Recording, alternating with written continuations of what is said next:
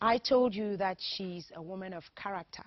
She's a journalist, and she has got a professional baggage that her baby face will camouflage. You know, when you look at her, and they tell you she's been a journalist for 19 years, 19, you will not believe it. She was a news presenter, and then she became the presenter of the program Women's Corner.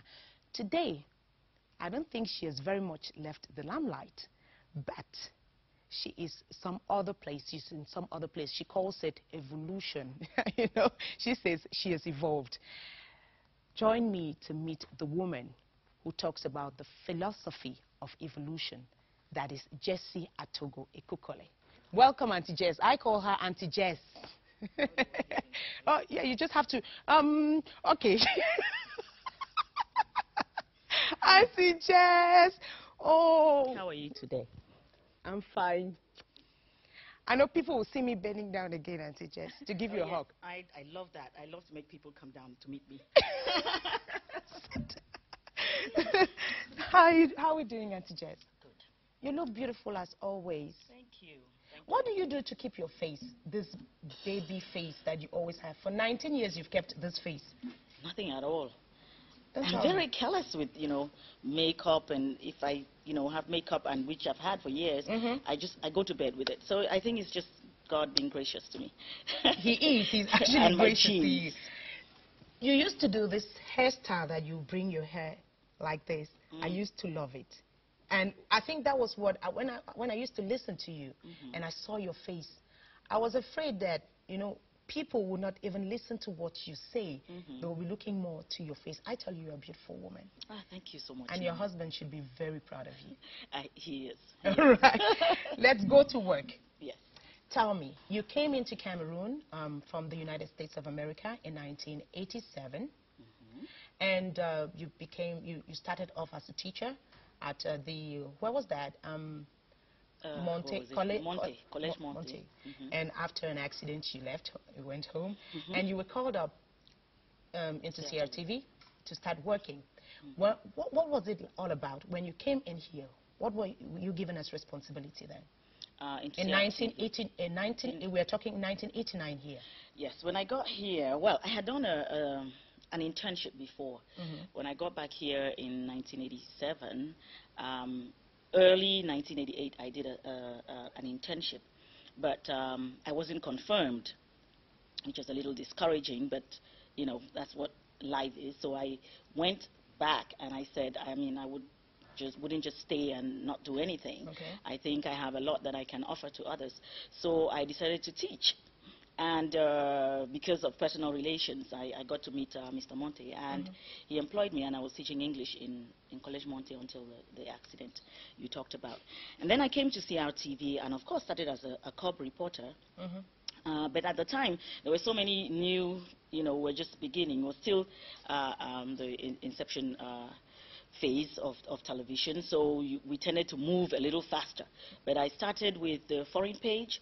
I did that for about a year, and then I went on to present the Flash on Sunday morning at 9 a.m.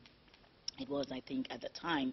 And then things evolved over the years. I started doing late night news, which was really late night news because I found myself presenting the news at 3 a.m. sometimes.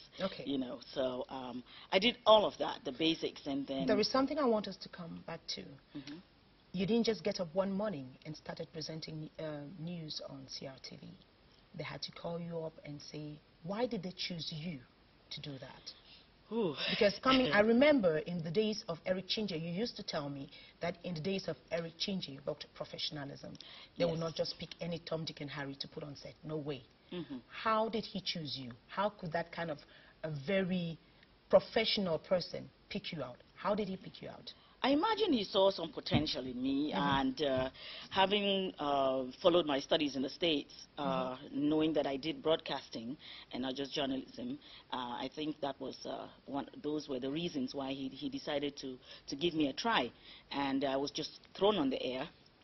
At the time, we didn't have practice sessions before, so I was just thrown on the air, and fortunately, I did well, so I guess that's why I was confirmed. How was that first experience like? Oh, nerve-wracking, you know, fluttering stomach, which never went away, though, until very recently. But it was really nerve-wracking. And you know what I did was dance to the jingle.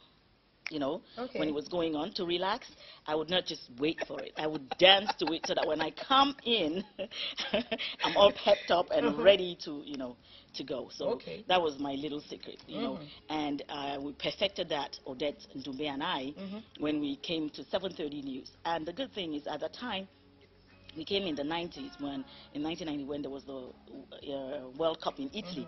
You remember that tune? It was, you know, so we will jive to it the whole time, and so when we came on air, we were all pepped up and ready to go. You know, not nervous anymore because. And how did you move on from then? After the Flash News, you went to. I did Tam Tam Weekend, believe it or not. You did that? Yes, I presented Tam Tam Weekend with Paul Ngunyu for a while, so that also helped because you know, when you do a live program, it helps to stabilize you. So that helped a lot, and then.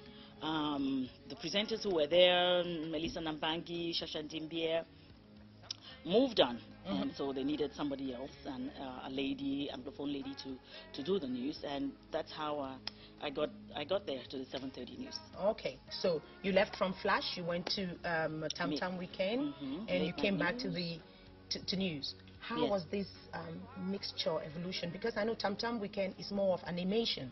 And then you come back, you wear another coat of being very serious in front of the camera. You don't have the right to laugh like I do now. How did you cope? I don't think it was really a problem because I think it has to do with your personality as well. You should be able to adjust and know what you're doing at what time. News is news, so you know how to hold yourself, how to present. It's serious stuff. And Tam Tam Weekend was lighthearted, which I love. You know, so it was easy, you know, just being myself and relaxing, you know, to do that. So you just need to put yourself in the frame of mind in the situation that you find yourself. Okay, I don't know. I did something like I wanted people to trace what you were doing in the house or something that you're still doing, and I don't know if that report is ready. I would like to find out if we can have it. Can we have the feed, please? If it's not yet ready, we will move on. Okay, we'll move on, Auntie Jess, for us to get. We'll come back to those images. It's very important that Cameroonians, you know, retrace what happened in your life. Tell me, you're a very professional woman.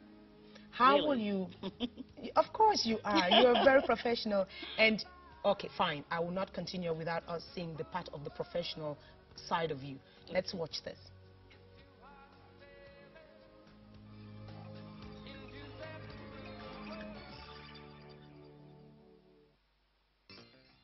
Hello, madam. Good evening, sir. Welcome to the 7:30 News on the Cameroon Radio Television this Monday.